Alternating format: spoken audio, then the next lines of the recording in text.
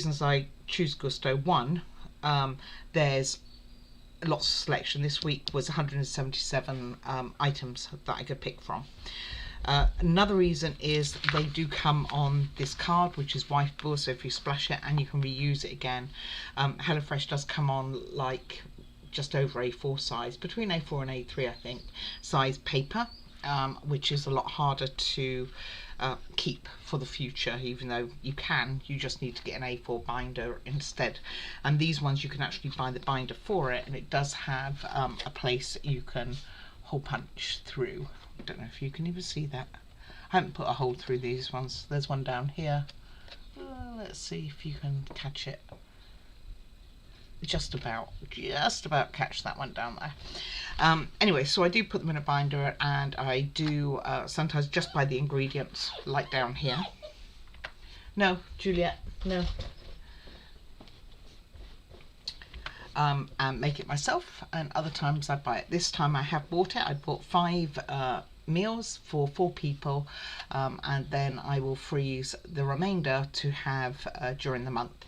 So I also, because I'm not cooking this all on the same day as I've got the delivery, because it gets delivered to you in a big box, because of that, then I am not I freeze some of that and bring it back out, which does come to one of the items on this recipe, which I won't be using because it wouldn't last, but I do have my own. So this is your nutrition for this particular one. Chose this. It's looks delicious. I'm hoping it will be. I will cook as much as I can in the air fryer, although I don't believe I can cook all of it in the air fryer. So that's kind of where that is, and this shows you what you need. Like I say, I'm doing it for 4 people, but you could also do 2 or 3 or even 5, and it tells you what you're going to need for it, so that's really handy.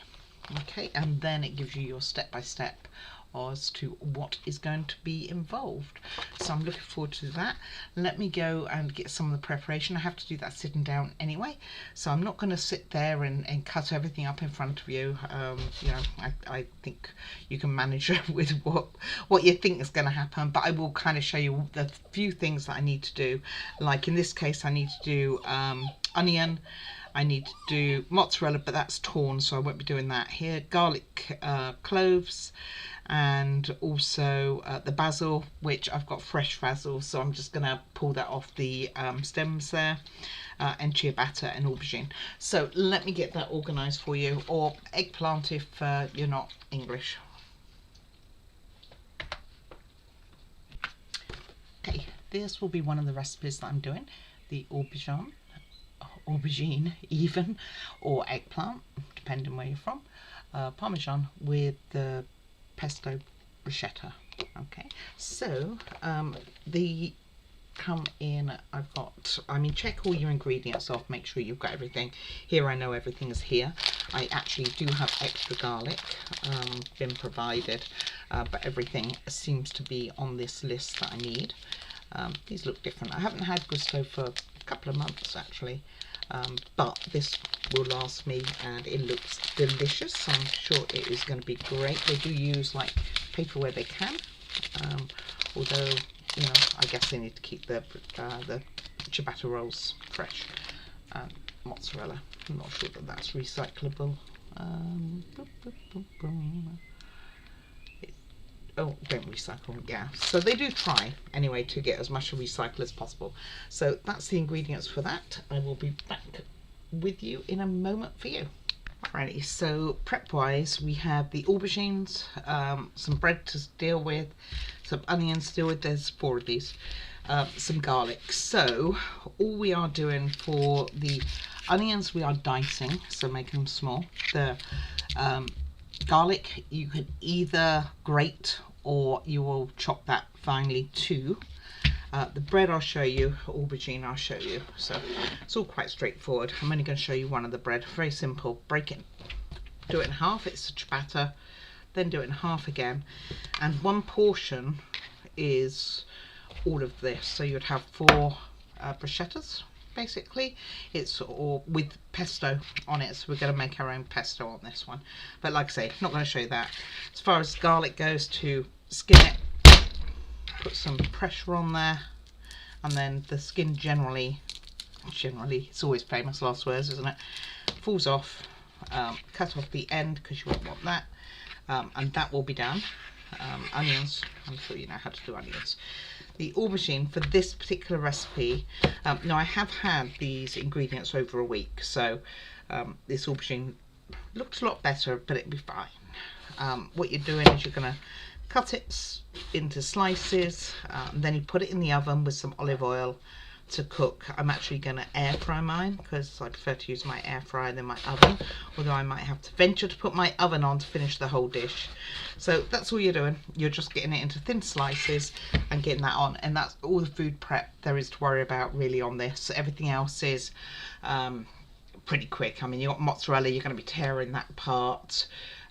You're going to make a sauce out of tomatoes, which are in recycle cardboard that holds the liquid, so you're not getting it dripped everywhere. So from that point of view, it is really handy. I'm going to get on and get this one prepped. Right, a quick correction for what you're about to see with the aubergine parmesan. The bruschetta would have been a lot better if I had have used their basil rather than my own, and the only reason I didn't was because it was made several weeks afterwards, and the basil was looking rather limp, so I used my own, which I didn't have as much of. So I do make a correction before you see the results of this. However, what I should have done was, knowing that I wasn't going to be cooking it straight away, was have put the basil, chopped the basil up already, and then froze it, and it would have been just fine to have used how it is used in the recipe, which is basically put on top of the bread along with some garlic and some Parmesan cheese. So kind of on me, not on the recipe itself. So wanted to add that in because I don't make that at all clear in the video. Anyway, off you go and have a look at it. Alright, and here we are. So this is the aubergine parmesan with pesto bruschetta. That's how mine looks, which is pretty good. See how it cuts. My big take on it is the bread. It looks, I mean, the parmesan looks great, but the bread, very different. So, I mean, there's a lot of it, which is good. So I will let you know how it tastes after I've eaten it and how I'm going to pack it up ready for freezing. Right, that was really delicious. The bruschetta ended up being really good, dipped in the sauce. There was quite a lot of sauce over. Maybe if I'd cooked it a little longer, there wouldn't be so much sauce, but I prefer it that way anyway. Yeah, I think it was really good. If I was marking it out of 5, I'd probably give it a 4.5, maybe 4.7. So it would certainly be there in the ranking. Would I have it again? Sure. I definitely would. I mean, it's the only veg you've really got in there other than herbs is the tomato. I'm trying to think back now. Otherwise it is, well, no, you've got the aubergine, of course you have, duh. Maybe if there had been one more aubergine, that would have been good and created the layers a bit better. But to be honest with you, it tasted great. I've got no complaints. Probably wish I would have air fried the aubergine rather than what I did was baked it in the air fryer. And I think that would have made it a little bit more crispy, which would have been kind of cool. Anyway, this is what I do to freeze it. So I would normally put all the bread like to one side, but it doesn't fit. So it's having it, unless I wiggle it around like this, maybe I could get that. It's going to squish the top a bit, but I might be able to get away with that. The lid has a little bit of height to it. Got lots of sauce on there now. I will keep that. And then I will put a lid on it and freeze it. Probably microwave the aubergine parmesan here to in the microwave, and then probably air fry the bread in about 3 minutes in a normal air fryer to crisp it back up again, because obviously when it freezes it goes a bit soggy. And there's nothing else really to add to this. I mean, it is a lovely meal. I would highly recommend it. Very filling.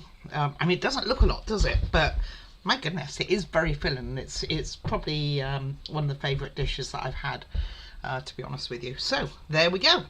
I hope you enjoyed this video. Please do remember to like and subscribe, and if you've got any comments, please feel free to leave them.